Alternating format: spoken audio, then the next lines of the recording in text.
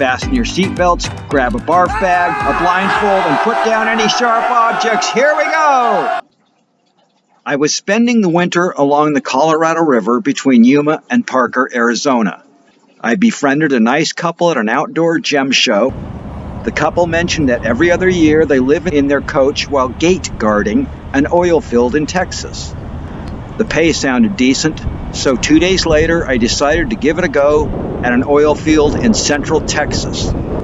This was a good location, only because any direction I went, I was leaving Texas. Unable to conquer boredom, I only lasted a little under 2 months.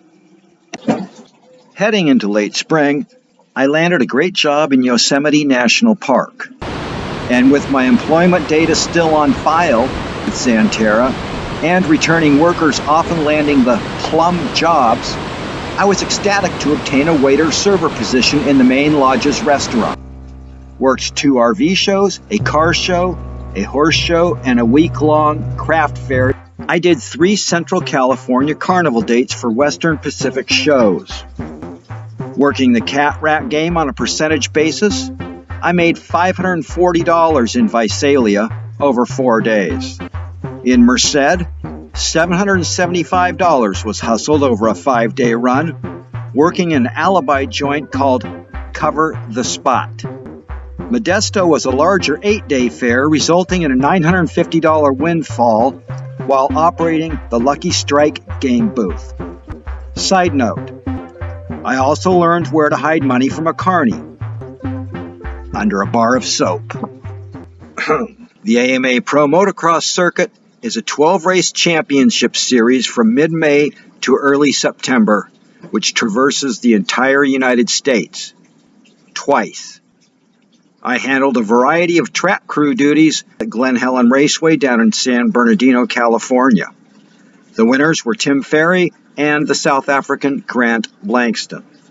1 week later was the Hangtown Classic, 440 miles north just outside of Sacramento.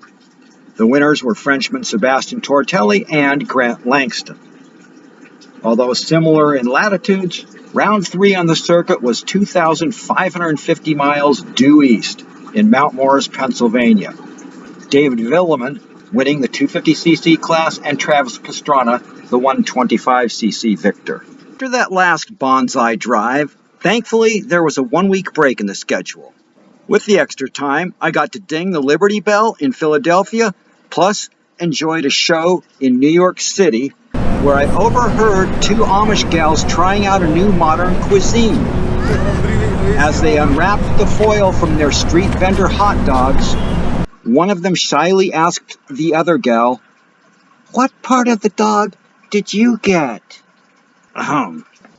Odd, since it was now mid-June, I also got invited to a ball drop celebration in New York City on my second night there. Turns out, it was a bar mitzvah.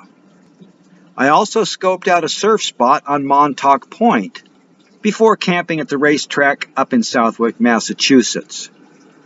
The winners were Ricky Carmichael and Travis Pastrana. Then headed south 402 miles just west of Washington, D.C., to Budds Creek Raceway in Mechanicsville, Maryland.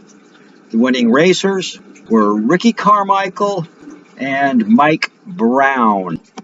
The July 4th celebratory weekend is always reserved for Redbud Track and Trail, 666 devilish miles away in southern Michigan, and fairly close to the private Catholic University, Notre Dame. The races were won by Ricky Carmichael and Larry Ward, but I was saddened that political correctness had seemingly reached the rural areas. A fistfight developed when one fighter refused to refer to firecrackers as fire Caucasians.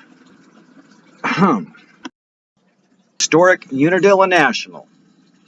Carmichael and Langston were the repeat winners, and gratefully, the schedule had another break prior to this race. The Finger Lakes region helped me relax from this torrid driving pace, where I met a gal named Sue.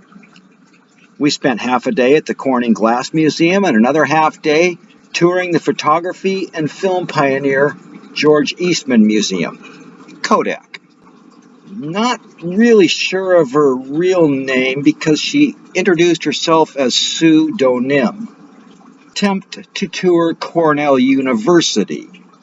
Although I enjoyed strolling the picturesque 745-acre campus, I don't care much for Ivy League pricks. So I purposely used improper speech, asking a student, "Where is the dean's office at?" The smug student predictably said, "Sir, this is Cornell. We do not end our sentences with prepositions." So I said, "Oh, I'm sorry, I meant to ask, where's the dean's office at, asshole? I gotta take a dump." Okay, enough globetrotting for a while. Let's take a mini break. If your life's a flutter, you might want to read Funkbutter. Thanks for the warm welcome back to Helter Shelter. Oh, did you want to say something, Injun Joe? Injun Joe say, this episode tighter than Joan Rivers' face, and almost as scary. Before heading west towards Buffalo, I had to forgo seeing Niagara Falls. Traveling southwest along Lake Erie into northern Ohio, I did make time to stop at the Rock and Roll Hall of Fame in Cleveland. Another rewarding detour, as in the elevator I bumped into Kid Rock, who was the MC for that year's induction ceremonies, featuring Steely Dan, Aerosmith, and Paul Simon. Kenworthy's MX Park hosted this round in Troy, Ohio, where, whoa, gotta dig that sound, where Ricky Carmichael once again destroyed the field, with Mike Brown taking the 125cc class. Immediately after cleaning up the track and removing all of the track markers, I drove 34 grueling hours to Washougal, Washington. I was beat. But the show must go on, and the Pacific Northwest is a beautiful backdrop for that show, as round 9 was a barn burner. In very spirited rides, Kevin Windham won the Premier 250cc division, while Mike Brown racked up another W in the smaller bore class. While swimming and goofing around at the river, I met two locals who casually mentioned finding tattered $20 bills in and around the flowing rock-laden river. 30 years earlier, D.B. Cooper hijacked a Boeing 727, extorting $200,000 in ransom cash, then parachuted out over the Washougal River. It would be the only unsolved case in the history of commercial air piracy. It is always good racing at Spring Creek Motocross Park, located 86 miles from the Pillsbury factory. Ricky Carmichael and Langston won their divisions, Binghamton, New York. Carmichael and Langston repeated at the Broome-Tioga Sports Center in upstate New York. Oh, the 12th and final round of the Pro Motocross Championships were held outside of Pittsburgh, Pennsylvania, in a hamlet known as Delmont. It is a good thing that life experiences are what drive me, not money. And this was one hell of an experience. Ricky Carmichael handily won the 250cc Motocross Championships, while Mike Brown edged out Grant Langston when Grant's rear wheel disintegrated at Steel City for the 125cc championship. Work camp host and docent at the Haceta Head Lighthouse.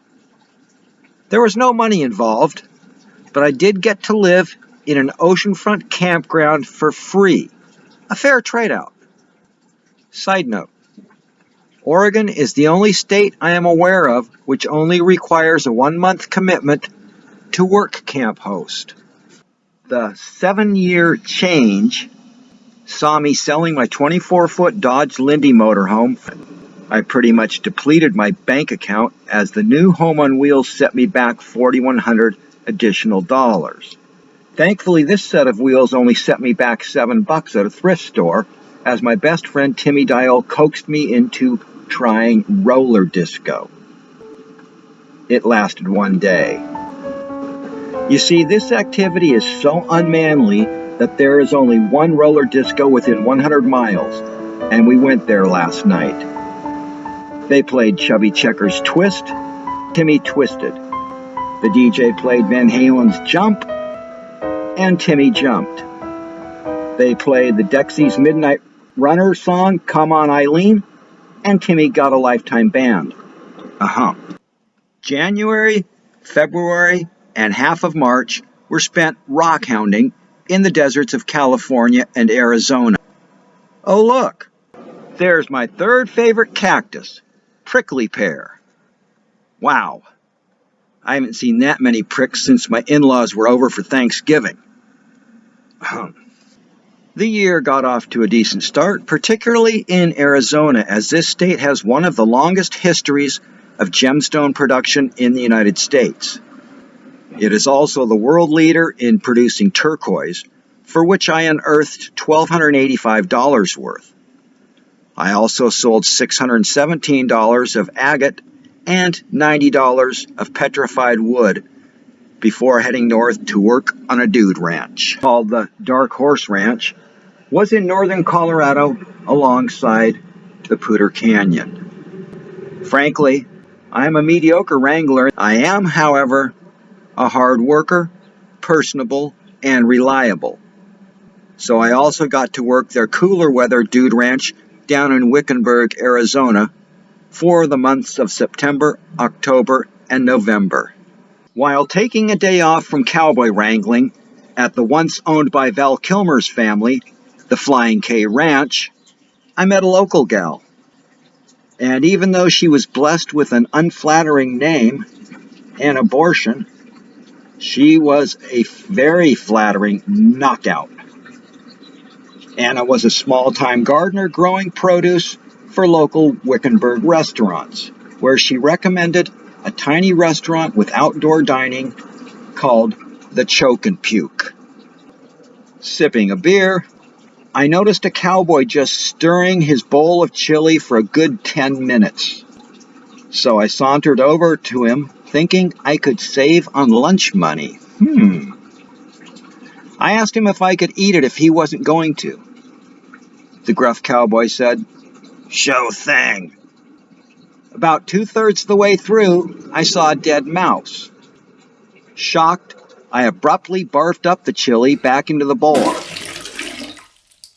The gruff cowboy groaned, "Yep, that's as far as I got too." The West is where I was born and where my heart lies. Yet I had a nonstop hankering to explore the Smoky Mountains of Tennessee.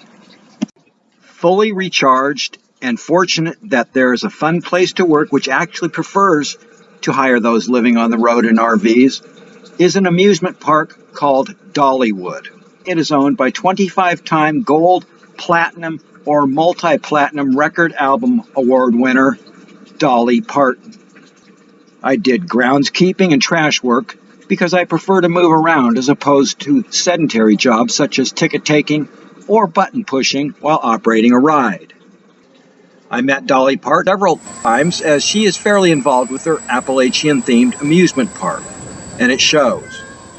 It attracts 3 million guests per year while only open about 9 months a year. She told me that she is tied for first place with Reba McEntire for female artists, with 25 #1 hit singles, and being a prolific songwriter has written over 3,000. She is also the godmother to performer Miley Cyrus, and, oh yeah, I also noticed that Dolly Parton has really small feet. I guess nothing grows in the shade. It sound right, boys.